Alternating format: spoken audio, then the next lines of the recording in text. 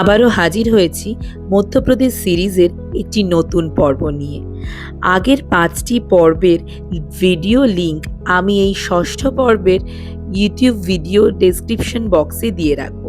আপনারা চাইলে সেখান থেকে স্টেপ টু স্টেপ ফলো করে প্রত্যেকটি এপিসোড পরপর দেখে নিজেরাই খুব সহজে মধ্যপ্রদেশের একটা ইটিনারি প্ল্যান করে বেরিয়ে পড়তে পারবেন। আমি আজকে আমার এই ভিডিওর মাধ্যমে আপনাদের কাছে তুলে ধরব ভোপালের আউটার সিটি ট্যুর। এখানে থাকবে ভীমবেটকার গুহাচিত্র, ভোজপুরের শিব মন্দির এবং সাঁচির কিছু ইতিহাস, আরও থাকবে একটি হিডেন জেম। তাহলে কথা না বাড়িয়ে আজকের ভিডিওটি চটপট শুরু করি।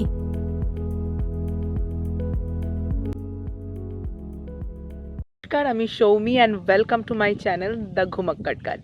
আজকে 19শে ফেব্রুয়ারি 2026 আর আজকে আমি এসেছি ভোপালের আউটার সিটি ট্যুরে। অর্থাৎ আমি আজকে 3টে জায়গায় ঘুরবো, ভীমবেটকা এবং ভোজপুর মন্দির আর সাঁচি। তো এই 3টের কোনো ওলা সার্ভিস বা র্যাপিডো সার্ভিস এখনও পর্যন্ত নেই, তাই জন্য আমি একটা গাড়ি ভাড়া করেছি, সুইফট ডিজায়ার, আমাদের জন্য, দুজনের জন্য।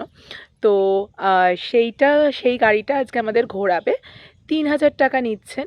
সাহিদজির সাথে আমরা যোগাযোগ করে গাড়িটি বুক করেছি। তো আমি ডেসক্রিপশন বক্সে ওনার যে কন্ট্যাক্ট নাম্বার আছে আমি দিয়ে দেবো, আপনারা এই ট্যুরটি করতে চাইলে ওনার সাথে এসে করতে পারেন।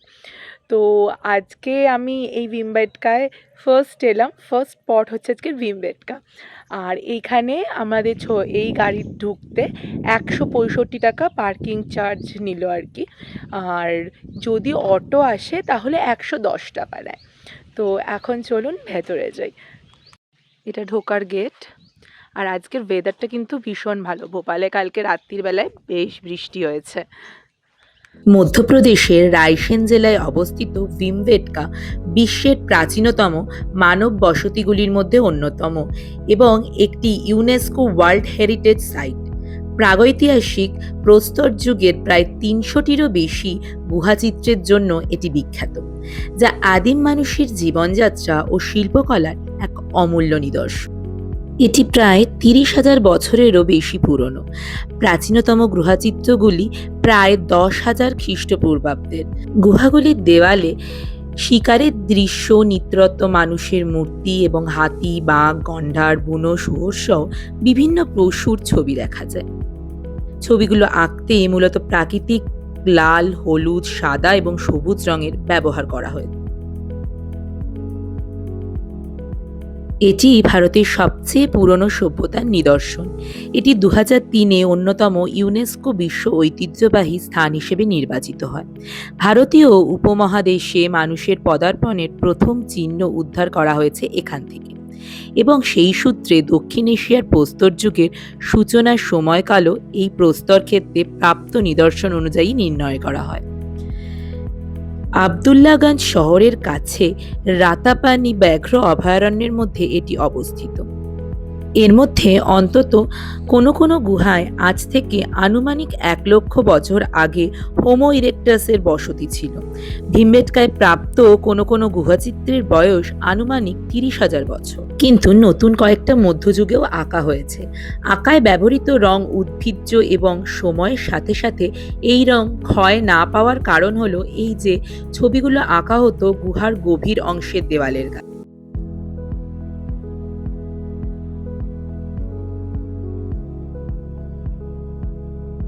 প্রাপ্ত ছবিগুলোর সময় অনুযায়ী 7 ভাগে ভাগ করা যায়।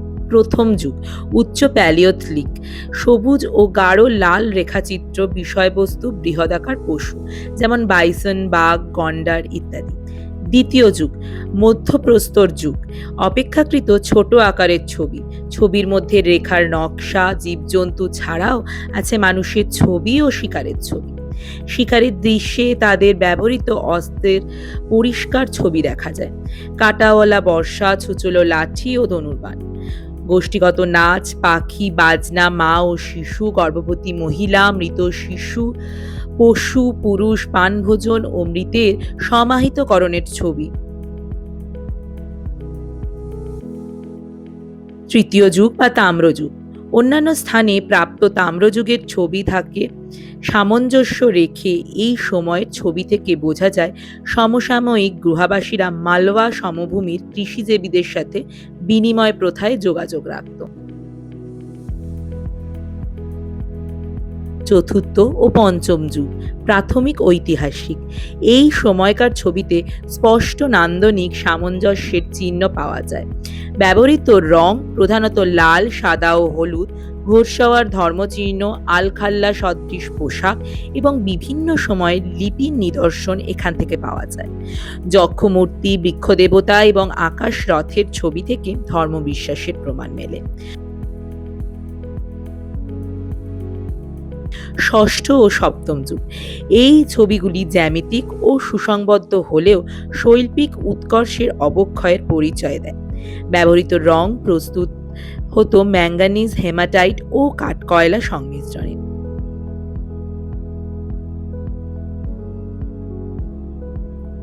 ভীমবেটকাকে বিশ্ব ঐতিহ্যবাহী স্থান ঘোষণা করে প্রকাশিত ইউনেস্কোর প্রতিবেদন অনুযায়ী ভারতীয় পুরাতত্ত্ব বিভাগের নথিতে এই স্থানটির প্রথম উল্লেখ পাওয়া যায় 1888 খ্রিস্টাব্দে একটি বৌদ্ধ মঠজাতীয় কিছু হিসেবে। স্থানীয় আদিবাসীদের কাছ থেকে এই তথ্য পাওয়া গিয়েছিল।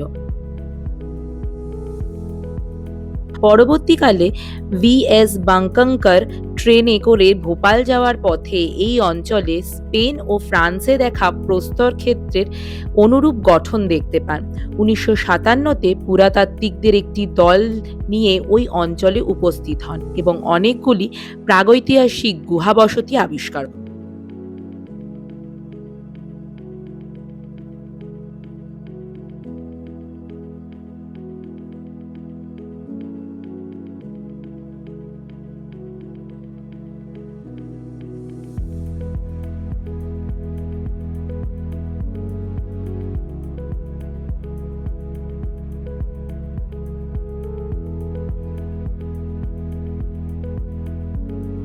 এই যে এখানে এই গুহা চিত্রগুলো দেখা যাচ্ছে, হাতি, মোষ, ঘোড়ার যে ছবিগুলো আই থিঙ্ক বোঝা যাচ্ছে। আমি যতটা পারছি ক্যামেরাটাকে ক্লোজ করে তোলার চেষ্টা করলাম।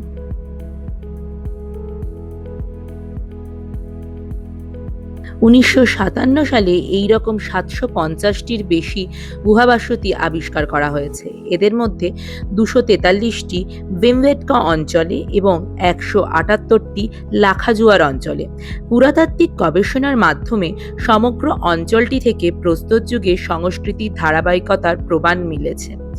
অন্ত আসলিয়ান বা অন্ত আশুলিয়ান থেকে মধ্যপ্রস্তর যুগের শেষ ভাগ পর্যন্ত বিশ্বের প্রাচীনতম পাথরের মেঝে ও দেওয়ালও এখানেই দেখা গেছে।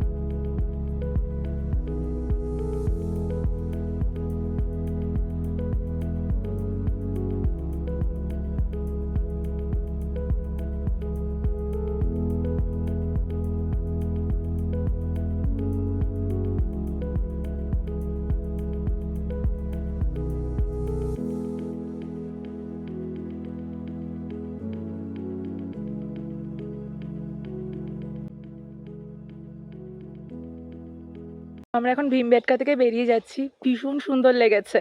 আমার তো পার্সোনালি খুব ভালো লেগেছে এই গুহা চিত্র। এত সুন্দর জিনিস আ আগে কখনো দেখেছি বলে মনে হয় না। সব জায়গায় সুন্দর, ট্রাভেলের এই একটা অ্যাডভান্টেজ যে অনেক নতুন, নতুন জিনিস দেখা যায়। আমার তো ভীষণ ভালো লেগেছে। আপনারা কিন্তু এই ভোপালে এলে এই আউট সিটি ট্যুরটা করবেন। ভালো লাগবে। নেক্সট গন্তব্যে দেখা হচ্ছে। আমরা আমাদের নেক্সট পয়েন্টে চলে এসেছি, ভোজপুর টেম্পল। তো এই ভোজপুর মন্দিরে ঢুকবো। এখানে আশেপাশে অনেক দোকান আছে যেখান থেকে আপনার পূজার সামগ্রী কিনে পুজো দিতে পারেন। তো আমি দেখিয়ে দিচ্ছি যে সামনে যেখানে পার্কিং লটস আছে সেখানে সামনে প্রচুর দোকান আছে। এই যে এখানে এরকম প্রচুর দোকান আছে।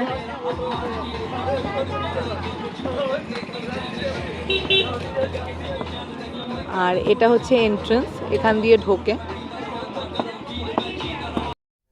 মধ্যপ্রদেশের ভোপাল থেকে প্রায় ৩২ কিলোমিটার দূরে বেতবা নদীর তীরে অবস্থিত ঐতিহাসিক ভোজপুর মন্দির বা ভোজেশ্বর মন্দির তার স্থাপত্য শিল্প এবং অসম্পূর্ণ নির্মাণের জন্য বিখ্যাত।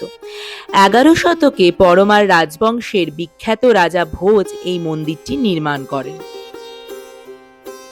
১০১০ থেকে ১০৫৩ খ্রিস্টাব্দের মধ্যে পরমার রাজা ভোজ এই শিব মন্দিরের নির্মাণ কাজ শুরু করেন বলে এই মন্দিরের নাম ভোজপুর রাখা হয়।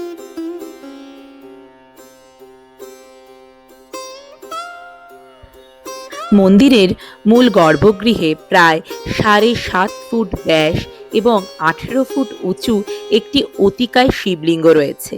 এটি ভারতের বৃহত্তম একশিলা বা সিঙ্গেল রক শিবলিঙ্গগুলির মধ্যে অন্যতম।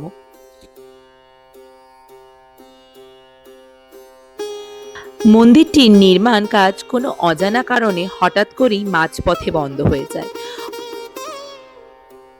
ঐতিহাসিকদের মতে রাজা ভোজের মৃত্যুর পর বা অন্য কোনো প্রাকৃতিক দুর্যোগের কারণে এটি আর সম্পূর্ণ করা সম্ভব হয়নি। মন্দিরের ছাদ সাধারণ শিখরের মতো না হয়ে সোজা। মন্দিরের আশেপাশে পাথরের মূল নির্মাণ নকশা খোদাই করা রয়েছে। নকশাটি দেখে বোঝা যায় যে মন্দিরটি সম্পূর্ণ হলে এটি হতো ভারতের অন্যতম বৃহত্তম মন্দির কমপ্লেক্স।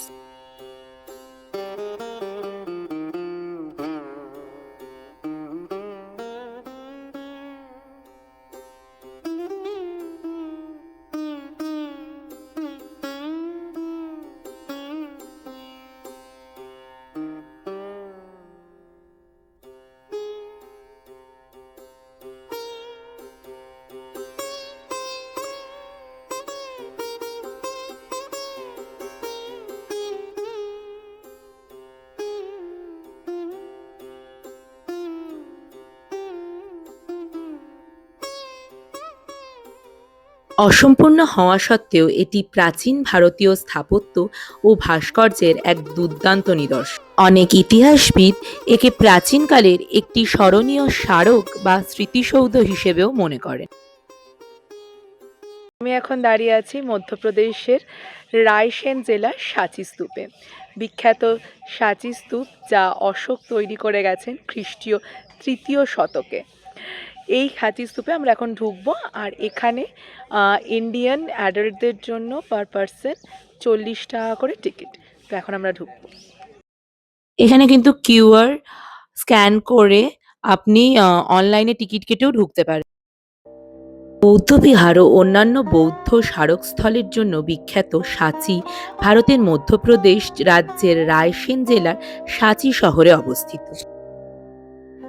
সাঁচি স্তূপ মৌর্য সম্রাট অশোক দ্বারা খ্রিস্টপূর্ব ৩য় অব্দে নির্মিত হওয়ার এটি ভারতের পাথর নির্মিত প্রাচীনতম স্থাপত্য হিসেবে গণ্য হয়। অশোকের স্ত্রী দেবী এই স্তূপ নির্মাণের দেখাশোনা করেন। গৌতম বুদ্ধের দেহাবশেষের উপর অর্ধ গোলাকারে এই স্তূপ নির্মিত হয়েছে। স্তূপের উপরে একটি ছত্র এবং খ্রিস্টপূর্ব প্রথম শতাব্দীতে স্তূপের চারপাশে সুন্দরভাবে অলঙ্কৃত তোরণ নির্মাণ করা হয়।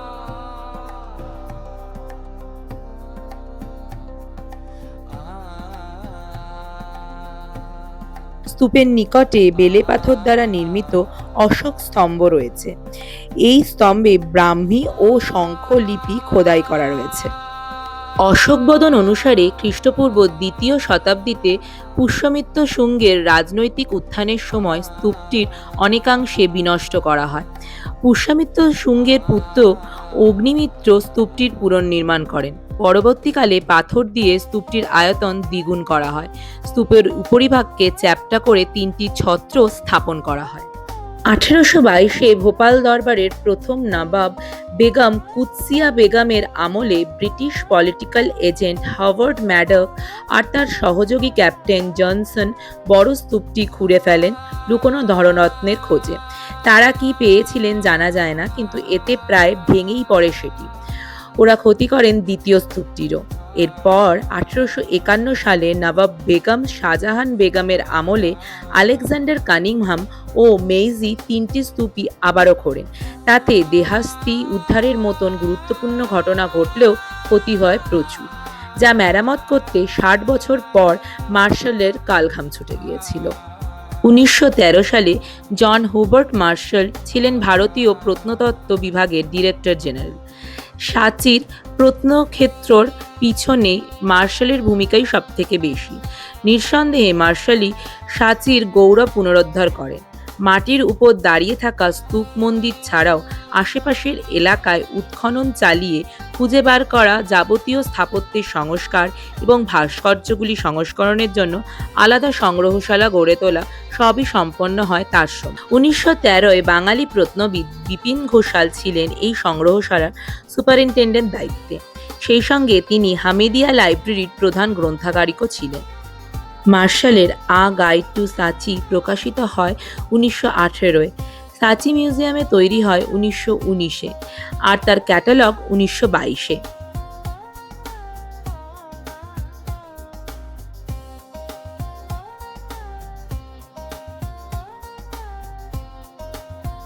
খ্রিস্টপূর্ব 260 থেকে 63 অব্দের দিকে অশোক কলিঙ্গ রাজ্য জয় করেন। এই যুদ্ধে কলিঙ্গবাসী সর্বশক্তি দিয়ে অশোকের বিরুদ্ধে প্রতিরোধ গড়ে তোলার পরও কলিঙ্গবাসী পরাজিত হয়। এই যুদ্ধে প্রায় 1 লক্ষ নরনারীর প্রাণ হারায় এবং প্রায় 1.5 লক্ষ নরনারী বন্দী হয়। এই যুদ্ধের বীভৎসতা সম্রাট অশোককে বিষাদগ্রস্ত করে তোলে। পরে তিনি যুদ্ধের পথ ত্যাগ করে অহিংসার পথে সাম্রাজ্য পরিচালনার নীতি গ্রহণ করেন। এরপর তিনি ক্রমে ক্রমে বৌদ্ধ ধর্মের প্রতি বিশেষভাবে আসক্ত হয়ে পড়েন এবং উপগুপ্ত নামক এক বৌদ্ধ সন্ন্যাসীর কাছে দীক্ষা নিয়ে বৌদ্ধ ধর্ম গ্রহণ করেন। তিনি তার গুরু উপগুপ্তকে সাথে নিয়ে কপিলাবস্তু, লুম্বিনী, কুশীনগর, বুদ্ধগয়া সহ নানা স্থানে ভ্রমণ করেন এবং বৌদ্ধ ধর্ম প্রচার করেন। এই সময় তিনি নানা স্থানে স্তূপ, স্তম্ভ এবং পাহাড়ের গায়ে বুদ্ধের বাণী লিপিবদ্ধ করে রাখার ব্যবস্থা করেন। এই সূত্রে তিনি বর্তমান সাঁচি থেকে 10 কিলোমিটার দূরে বিদিশাগিরি নামক পাহাড়ে একটি বৌদ্ধ স্তূপ তৈরি করেছিলেন। সম্রাট অশোকের তৈরি মূল স্তূপটির ব্যাস প্রায় 36.6 মিটার এবং উচ্চতা প্রায় 16.5 মিটার। কথিত আছে অশোকের কন্যা সঙ্ঘমিত্রা ও পুত্র মহেন্দ্র শ্রীলঙ্কায় বৌদ্ধ ধর্ম প্রচারে যাওয়ার আগে সাঁচিতে এই স্তূপ পরিদর্শন করেছিলেন। একসময় এই স্তূপে অনেক বসবাসের ও উপাসনার ঘর ছিল। মঠের পাশে ছিল একটি বিশাল পাথরের পাত্র, এতে সমস্ত দান সামগ্রী জমা হতো। পরে সেগুলি দরিদ্রের মধ্যে বিতরণ করা হতো। বিদিশাগিরির শীর্ষে রয়েছে সম্রাট অশোকের তৈরি মহাস্তূপ। একে 1 নম্বর স্তূপ বলা হয়। মনে করা হয় এই 1 নম্বর স্তূপের মধ্যে বুদ্ধদেবের ভস্ম আছে। উল্লেখ্য, সম্রাট অশোক যে স্তূপ গড়েছিলেন তা এখানকার স্তূপের নিচে চাপা পড়ে গেছে। 100 বছর ধরে এই স্তূপের উপর আরও বড় স্তূপ তৈরি হয়। তা ঘিরে তৈরি হয়েছিল পাথরের অলিন্দ। কালক্রমে সে অলিন্দ পাথরের অনেকটা ক্ষয়ে গিয়েছিল। এই কারণে পরে স্তূপের পাশে গোল বারান্দার মতন প্রদক্ষিণ পথ তৈরি হয়। এরও প্রায় 100 বছর পর স্তূপের চারিদিকে 4টি তোরণ নির্মাণ হয়। 1 নম্বর স্তূপের উত্তরমুখী তোরণ এখনও অক্ষত। এতে আছে কাঠ বা হাতির দাঁতের সূক্ষ্ম কারুকাজ। তোরণের স্তম্ভ ও ফলকে বৌদ্ধ জাতকের গল্প খোদাই করা আছে। বুদ্ধের জীবনের গুরুত্বপূর্ণ বেশ কিছু দৃশ্য এখানে দেখা যায়, তবে তোরণ বা স্তম্ভে বুদ্ধের কোনো মূর্তি নেই। কখনো গাছ, কখনো ধর্মচক্র, কখনো পদচিহ্ন এসব প্রতীক দিয়ে বুদ্ধের উপস্থিতি বোঝানো হয়েছে। এর কারণ সম্ভবত এই যে সে সময় বৌদ্ধ ধর্মাবলম্বীদের ভিতর বুদ্ধমূর্তি পূজন নিয়ম ছিল না। সাচির প্রতিটি তোরণের উপর ধর্মচক্র ও তার নিচে জীবজন্তু, বুদ্ধের জীবনের ঘটনাবলী, জাতকের কাহিনী, সমকালীন ঐতিহাসিক তথ্যগুলি বর্ণিত হয়েছে। পশ্চিম তোরণের উপরিভাগে আছে মানবরূপী বুদ্ধের 7 জন্মের কাহিনী, মাঝে সারনাথের উপদেশরত বুদ্ধ। দক্ষিণ তোরণে রয়েছে বুদ্ধের জন্ম কাহিনী, সিদ্ধার্থ মাতা মায়াদেবী পদ্মের উপর দাঁড়িয়ে আছেন, তার ডান দিকে যূথপতি বা ঋষিঞ্চনরত। নিচে কীচকের বামন মূর্তির হাতে মালা, পূর্বতরণে গর্ভাবস্থায় মায়াদেবীর স্বপ্নদর্শন, শাক্যমুনির জলের উপর ভ্রমণ এবং কপিলাবস্তু থেকে গৃহত্যাগ। এখানে একটি তোরণ আছে, এতে অঙ্কিত হয়েছে একটি আম্রবৃক্ষের নিচে উপদেশ দানের পর বুদ্ধ হেঁটে চলেছেন লেলিহান শিখার মাঝখান দিয়ে শূন্য পথে। গুপ্তযুগে সাচিতে মূর্তি যুক্ত হয়। এই মূর্তি আনা হয়েছিল মথুরা থেকে। বৌদ্ধ ধর্মের ক্রমবিবর্তনের সূত্রে এই মূর্তি যুক্ত হওয়ার ঘটনা ঘটে। উল্লেখ্য, বুদ্ধের মৃত্যু কিছুর পর থেকেই তার প্রবর্তিত ধর্ম নিয়ে তর্ক শুরু হয়। কৌশাম্বীর দলটি পুরনো ও রক্ষণশীল ছিল, অন্যদিকে মথুরার কেন্দ্রটি অপেক্ষাকৃত নতুন দলটি বুদ্ধদেবের মূর্তি বানিয়ে ঈশ্বরের মতন পূজা করা শুরু করে। এই সূত্রে মথুরা কেন্দ্রিক দলটির সদস্যরা বুদ্ধের পাথরের খোদাই মূর্তি গড়ে পূজা শুরু করে। গুপ্তযুগে সাচিতে যে বুদ্ধ মূর্তি আসে সেগুলো মথুরা থেকেই আনা হয়েছিল বলে ধারণা করা হয়। স্তূপের ঠিক বাইরে দুটো অতি প্রাচীন মন্দির আছে। মন্দিরের উপরে কোনো গম্বুজ নেই। উপরিভাগ অনেকটা প্রাচীন গ্রিক বা রোমান মন্দিরের মতো সমান। এর ডান দিকে আরেকটি মন্দিরের ভগ্নাবশেষ দেখা যায়। এর থাম ছাড়া আর কিছু অবশিষ্ট নেই। প্রথম দিকে তোরণের চারদিকে 4টি মূর্তি ছিল, এখন একটি ক্ষতবিক্ষত অবস্থায় টিকে আছে। মৌর্য বংশের অবসানের পর ব্রাহ্মণরা বেশ কয়েকবার সাচি স্তূপ আক্রমণ করে ব্যাপক ধ্বংসাত্মক কাজকর্ম চালায়। এই সময় অশোকের স্তূপ ছাড়াও সাচির সমস্ত সৌধ ক্ষতিগ্রস্ত হয়। পরে বৌদ্ধ ভিক্ষু ও স্থানীয় গৃহী বৌদ্ধরা নতুন উদ্যমে কিছুটা মেরামত শুরু করেন, কিন্তু তৎকালীন রাজনৈতিক ও সাম্প্রদায়িক ধাক্কা সাচির উপরেও পড়ে। ফলে নতুন উদ্যমে স্থাপত্যের কাজ নতুনভাবে শুরু করায় ভাটা পড়ে এবং শেষে একেবারে থেমে যায়। গুপ্তযুগে দেশে কিছু শান্তি ও সমৃদ্ধ এলে সাচিতে কারুশিল্প ও স্থাপত্যের কাজ নতুনভাবে শুরু হয়। এ সময় মূর্তি দেখা মেলে। এ সময় 17 নম্বর মন্দিরটি নির্মিত হয়। এভাবে 200 বছর কাজ চলতে থাকে। তারপর হুনেরা ভারত আক্রমণ করে। গুপ্ত সাম্রাজ্যের পতন ঘটে, ফলে এই স্তূপের নিয়মিত সংস্কার বন্ধ হয়ে যায়। 606 খ্রিস্টাব্দে রাজা হর্ষবর্ধনের শাসনকালে বৌদ্ধ ধর্ম বিস্তার লাভ করে। এই সময় সাচিতে বেশ কিছু মঠ ও মন্দির বানানো হয়। এই ধারা প্রায় 1200 খ্রিস্টাব্দ পর্যন্ত অব্যাহত ছিল। এরপর হিন্দু আধিপত্যের কারণে সাচিতে বৌদ্ধ ধর্মাবলম্বীরা কোণঠাসা হয়ে পড়ে। ক্রমে স্তূপে হিন্দু ধর্মাবলম্বীদের ফলক স্থাপিত হতে থাকে। একসময় সাচি বৌদ্ধ শূন্য এলাকায় পরিণত হয়। 19বিংশ শতাব্দীর দিকে সাচির বৌদ্ধ অধ্যুষিত এলাকা একটি পরিত্যক্ত এলাকায় পরিণত হয়।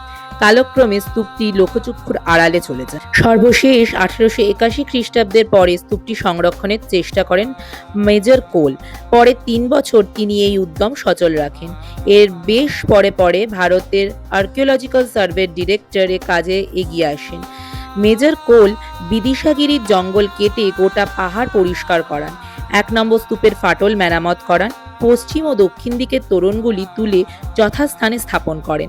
এরপর বাকি কাজ করেন স্যার জন মার্শাল। 1912 খ্রিস্টাব্দ থেকে 1919 খ্রিস্টাব্দের ভিতরে এই স্তূপের যে সংস্কার করা হয় বর্তমানে তাই পুরাকীর্তি হিসেবে দেখা যায়।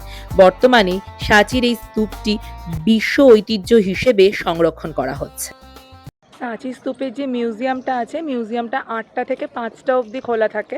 এখন 5:30 বাজে, তো আমরা মিউজিয়ামটা ভেতরে দেখতে পাইনি। তো আপনারা এলে মিউজিয়ামটা আগে এসে ভিজিট করবেন। মানে ফার্স্টে মিউজিয়ামটা ভিজিট করে তারপরে স্তূপে এসে ঘুরতে পারেন। আমাদের জানা ছিল না বলে আমি ফার্স্টে ঢুকতে পারিনি। তো আমি আজকে এসেছি এই সারাদিন ভোজপুর ট্যুর ঘুরে চা খেতে। তো শর্মা জি কি চায় কে দোকান দেখিয়েছিলাম লখনৌতে। এটা হচ্ছে ভোপালের বিখ্যাত রাজুস টি স্টল। এখানকারই চা খুবই বিখ্যাত এবং সিঙ্গারা। তো এখানে সিঙ্গারা আর চা, দেখা যাক খেয়ে কেমন।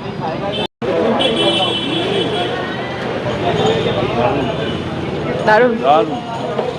ভোপালে এসে খেয়াল করেছি যে এরা চায় খুব বেশি মিষ্টি দেয়, ভোপাল নয়, মধ্যপ্রদেশে এসে ট্রাই করেছি, কিন্তু এখানে চাটা করেছে দারুণ সুন্দর, লিকারটা এত কড়া করে করেছে আর মিষ্টিটা বেশ কম, তো খেতে দারুণ লাগছে। এই রাজুর টি স্টল ভোপাল মেডিকেল কলেজের একদম উল্টো দিকে। এই যে এখানে রাজু টি স্টল বলে লেখা, প্রচুর বড় কাউন্টার। ভোপালে আসলে কিন্তু অতি অবশ্যই রাজু টি স্টল থেকে চা সিঙ্গারা ট্রাই করবেন, হাইলি রিকমেন্ডেড, খুব ভালো লাগলো খেতে। আর সামোসার মধ্যে এত সুন্দর চাটনিটা দিয়েছিল, আর লিকারটা বললাম দারুণ কড়া করে তৈরি করেছিল, খুব ভালো লেগেছে। আজকে তো ভোপালে ঘোরাফেরা হলো, দেখানো হলো যে স্পেশাল টি স্টল, তো খুব মজা করলাম ভোপালে এসে। আর জ্যামজ্যামের, সত্যি বলতে কি জ্যামজ্যামের বিরিয়ানি আর কালকে যেটা বলেছিলাম চিকেন টুইস্টার ভীষণ ভালো, মানে প্রত্যেকটা আইটেমই খুব খুব খুব ভালো। তো জ্যামজ্যামে এসে আপনারা এইগুলো ট্রাই করতে পারেন, আমি যেগুলো বললাম যে চিকেন টুইস্টার, বিরিয়ানি, এইসব। আর রাজু টি স্টলে তো যেতেই বললাম, ভীষণ এনজয় করেছি। তো ভোপাল থেকে আমরা কালকে সকালবেলায় ট্রেন আছে, কালকে বিকেলবেলার দিকে ট্রেন আছে, আমরা ট্রেনে করে চলে যাব অমরকণ্টকে। তো আপনাদের সাথে দেখা হচ্ছে নেক্সট পর্বে অমরকণ্টকে। তাই আমি আজকে এই পর্বের ভিডিওটা, অর্থাৎ ভোপাল পর্বের ভিডিওটা এখানেই শেষ। ভোপাল পর্বের এই ভিডিওটি যদি আপনাদের ভালো লেগে থাকে তাহলে প্রত্যেকবারের মতন like, comment, share and subscribe করে আমার পাশে থাকবেন। আর সব থেকে ইম্পর্টেন্ট, ভালো থাকবেন, সুস্থ থাকবেন আর সময় পেলে ঘুরতে থাকবেন। তাই আজকের মতন টাটা।